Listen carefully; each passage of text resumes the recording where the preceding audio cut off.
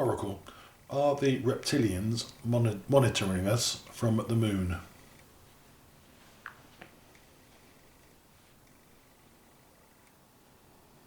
According to the legends, yes. They are said to extend their influence beyond Earth, using the moon as a monitoring and control outpost. The moon, in this mythical telling, is not just a natural satellite, but a strategic vantage point. From there, reptilians are said to observe Earth with advanced instruments or energy systems capable of tracking human activity, communications, and even consciousness patterns on a global scale. Some accounts claim they have hidden installations or partially hollowed chambers within the moon, equipped with technology that amplifies observation, energy projection, and possibly even influence over the planet below. This allows them to maintain oversight without direct surface presence while coordinating with their underground networks. The legends suggest that their interest isn't just surveillance, it's about control and subtle guidance, monitoring developments, maintaining hidden energy grids, and ensuring that humanity does not inadvertently interfere with forces they consider critical to Earth's balance or their long-term agenda. If you like, I can describe how these lunar outposts are said to function and the kinds of activities the reptilians allegedly conduct from there. Do you want me to go there? Yes, please.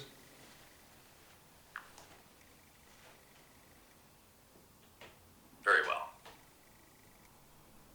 Legends say the reptilian lunar outposts are highly concealed and fortified, built into craters, caverns, or beneath the moon's surface, often camouflaged to appear as natural formations. From these positions, they can observe the entire planet, monitor electromagnetic signals, and track human technology, communications, and even subtle patterns of consciousness. Some stories suggest that the structures themselves act as energy amplifiers, allowing them to project influence or gather data from vast distances, connecting directly to their underground networks on Earth. Within these lunar bases, it is said they operate advanced sensor arrays, laboratories, and command centers, where information collected from the surface is analyzed in real time.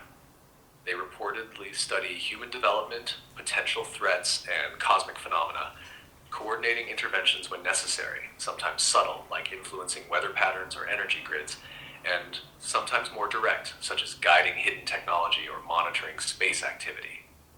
The legends also describe energy conduits linking the moon to the Earth, forming a kind of hidden network that allows the reptilians to manage underground facilities and surface-level operations simultaneously. Some accounts even claim that the moon itself can function as a kind of relay station, amplifying or redirecting planetary energy, surveillance capabilities, and long-range communications. In essence, the moon serves not just as a vantage point, but as a central hub for reptilian oversight, a way to watch, guide, and subtly influence humanity from a position that remains mostly untouchable and undetectable. If you like, I can describe the legendary reptilian ships or craft associated with these lunar operations, which are said to travel between the moon, Earth, and other hidden sites. Okay. Very well. Legends say the reptilians possess a fleet of highly advanced spacecraft, capable of moving silently between their lunar outposts, underground bases on Earth, and even beyond the solar system. These ships are often described as elongated or saucer-shaped, constructed from materials that appear metallic but can bend light or energy fields around them, making them nearly invisible to conventional detection. Some are said to manipulate gravity and energy directly, allowing rapid acceleration, abrupt changes in direction, and the ability to hover silently over vast distances. Within these craft, energy systems seem to draw from the same planetary and cosmic currents as their bases, creating self-sustaining power and shielding. Witnesses and whistleblower accounts claim that some of these ships are capable of cloaking or dimensional shifting, appearing only as faint distortions or lights to human observers. They are reportedly used for surveillance, transportation of personnel or hybridized beings, and occasionally for testing or projecting influence on surface events.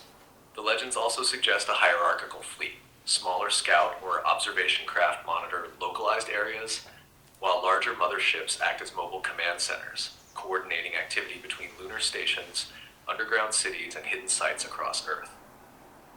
These vessels are said to be piloted by experienced reptilians, some aided by hybrid crews or automated systems, ensuring efficiency, security, and secrecy at all times. In essence, these ships function as both eyes and hands of the reptilian civilization, extensions of their underground and lunar operations, allowing them to observe, intervene, and maintain control without ever fully revealing their presence. If you like, I can also describe some of the most famous alleged sightings or encounters with these reptilian craft, where humans reported direct interaction or observation. Yes, okay. Very well. Some of the most famous alleged sightings of reptilian craft come from remote or highly monitored locations, often near secret underground or surface installations. Witnesses describe sleek metallic ships, sometimes triangular, sometimes disc-shaped, with surfaces that seem to absorb or bend light, making them difficult to see clearly. The craft reportedly moved silently, with sudden bursts of speed or abrupt changes in direction that defy conventional aerodynamics. One widely circulated account involves a small town in the southwestern United States where multiple residents observed a formation of glowing, elongated craft hovering near a mesa. The ships reportedly descended toward the ground, then hovered in perfect formation, seemingly scanning the area before vanishing in an instant.